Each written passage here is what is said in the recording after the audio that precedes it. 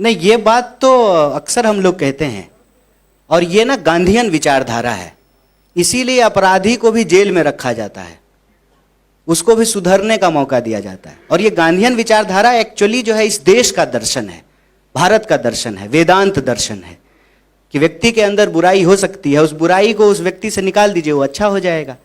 एक व्यक्ति का जीवन जो है उसमें एक पहलू नहीं होता है। केजरीवाल जी जब बीजेपी के खिलाफ हमारे साथ मिलकर के लड़ेंगे तो हमारे सहयोगी हैं, लेकिन अगर हमारे साथ मिलकर के बीजेपी से नहीं लड़ेंगे तो उनको ये क्लियर करना पड़ेगा कि वो किसके साथ हैं। इस देश में कोई यह बात नहीं स्वीकार कर सकता है कि कांग्रेस और बीजेपी कभी एक हो सकती है। ये नदी का दो किनारा मिलने जैसा है, रेल की दो पटरी मिलने जैसा है, जो बन ही नहीं सकता है, चल ही नहीं सकता है। दो ध्रुव हैं हम लोग, दो विचारधारा हैं, और उस विचारधारा के आधार पर हम बार बार ये कहते हैं कि हमारी लड़ाई किसी व्यक्ति या दल से ज्यादा एक विचार की लड़ाई है। हम नफरत के खिलाफ हैं, हम मोदी जी के भी खिलाफ नहीं है। मोदी जी नफरत करना बंद कर दें, कब्रिस्तान शमशान करना बंद कर दें, कपड़े देख करके अपराधियों को पहचानना बंद कर दें, तो जो है मोदी जी से भी कोई लड़ाई नहीं है।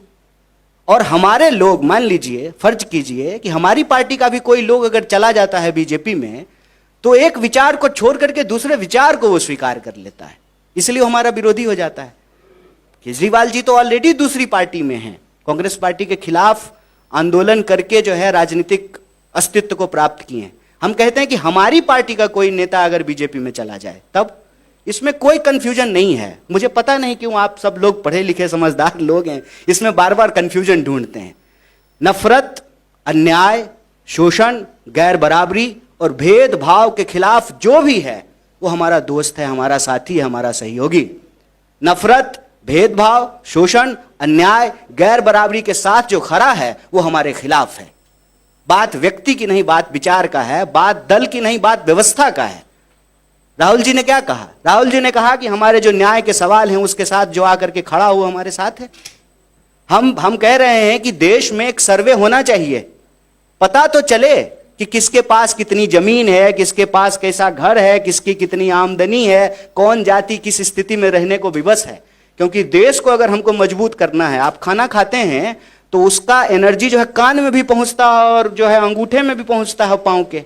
ऐसा तो नहीं होता कि उसकी एनर्जी सारा जो गर्दन में ही अटक जाता है। अगर सारा एनर्जी गर्दन में ही अटक जाएगा तो आप विकलांग हो जाएंगे। यह जो है असंतुलन की निशानी है।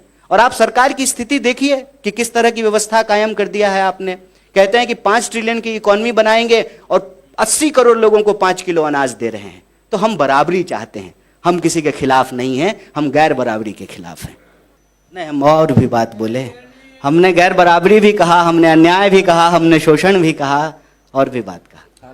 देखिए, छठ को लेकर के जो है ना, मैं कोई ऐसे ही बिना मतलब का, बिना तथ्य का कोई बात नहीं कहना चाहता हूँ। इस बार फिर छठ आएगा, छठ हर साल आता है। छठ को लेकर के अक्सर एक स्थिति पैदा होती है। आम आदमी पार्टी कहती है कि बीजेपी नहीं करने दे रहा है, जो एमसीडी के जो पदाधिकारी हैं वो नहीं करने दे रहे हैं, और बीजेपी के नेता कहते हैं कि आम आदमी पार्टी की सरकार है वो नहीं करने देती। अक्सर जो है यमुना में छठ मनाने को लेकर के विवाद होता है, इस साल भी हुआ था। हम कहते हैं कि ये तू मैं की जगह इसका एक निदान होना चाहिए। जब एक बड़ी संख्या के में लोग रहते हैं एक पर्टिकुलर इलाके से आकर के, जिनको हम पूर्वांचली कहते हैं, ये एक सांस्कृतिक पहचान भी है और आज की डेट में एक राजनीतिक पहचान भी बन गई है। गंगा किनारे कवि हुए दिनकर कहते हैं, क्षमा सोबती उस भुजंग को जिसके पास गरल हो। 30 लाख वोट नहीं होता तो कोई नहीं हमारी सुन रहा होता। लोकतंत्र में संख्या मायने रखता है। आज पूर्वांचली सरकार बनाने और गिराने की स्थिति में है, इसीलिए तुरंत जो है इस पर लोग क्रेडिट लेने का होड़ मचाते हैं। सच्चाई ये है कि पूर्वांचलियों के लिए कांग्रेस पार्टी ने जितना काम किया आज तक किसी पॉलिटिकल पार्टी ने नहीं किया है।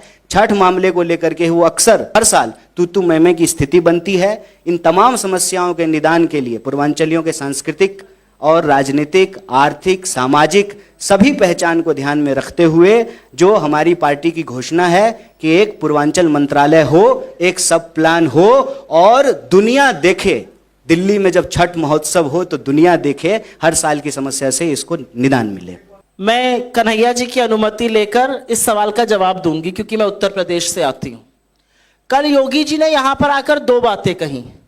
उन्होंने महिला सुरक्षा पर बोला और फिर उन्होंने कूड़े पर बोला।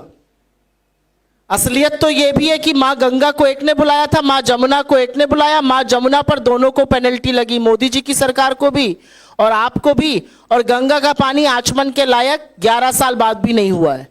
लेकिन आज अखबार में जो मैंने पढ़ा, योगी जी से ये सवाल आप लोग जरूर पूछेगा जब अगली रैली करने आएंगे।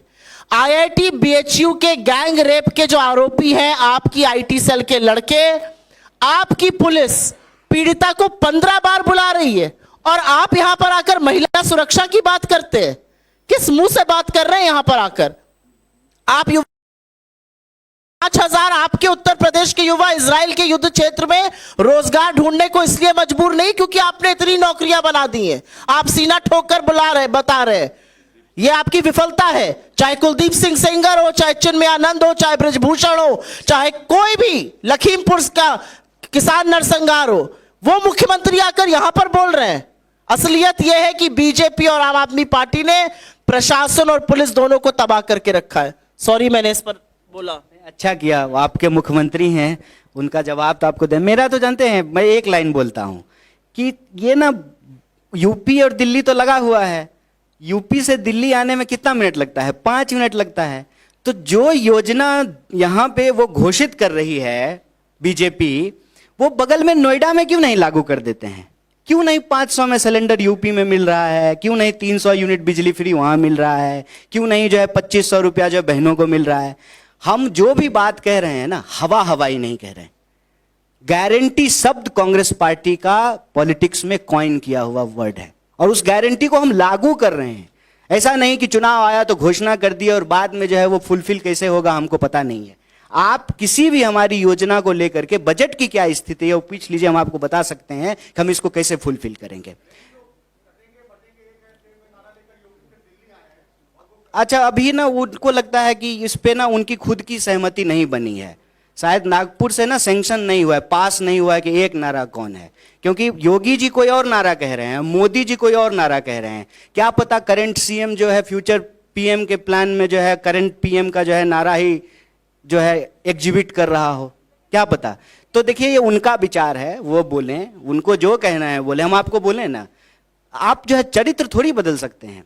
जिसका जो स्वभाव है वो बोलेगा, नफरत फैलाएगा, बांटेगा, भेदभाव करेगा, उसको हम रिस्पॉन्ड करने के लिए यहाँ नहीं बैठे हैं। हम बस ये कह रहे हैं कि वो तो चीफ मिनिस्टर हैं ना, ऑलरेडी कई राज्य अगल बगल सब जगह बीजेपी की ही सरकार है। हरियाणा में भी बीजेपी की सरकार है, यूपी में भी बीजेपी की सरकार है। तो वो दिल्ली के लिए जो घोषणा कर रहे हैं, उनसे आप बस पूछिएगा। अगर मतलब दिल्ली में पूछिएगा शायद जेल वेल नहीं भेजें, यूपी में पूछिएगा जेलों जा सकते हैं, तो यहाँ पूछिएगा उनसे।